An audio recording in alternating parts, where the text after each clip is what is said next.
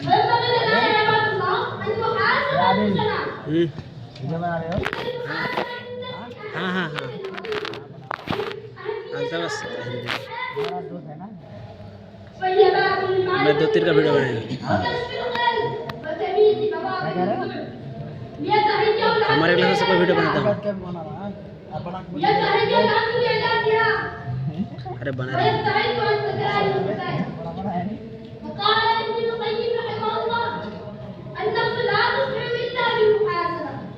وقال الحسن البصري رحمه الله: ما لا زال العبد بخير ما دام نفسه तो चुप के बात कर रहा है सही से बात करो चुप के बात कर रहा है सही से बात करो بتقليل المعاصي والاكثار من الساعات والخروج من ظلمة الغفلة إلى نور النفس. كما قال الله تعالى: فما كان इधर हटो لكم لقاء ربكم इधर हटो अंता बस देख रहा अंता बस देख रहा थोड़ा इधर अंता बस وإن الخسارة थोड़ा इधर हटो यार इधर في ضياع الدنيا وإنما في ضياع الدار. كما قال الله تعالى: إن الخاسرين الذين خسروا أنفسهم وأهليهم يوم القيامة. أخيرا أسأل الله वो अच्छा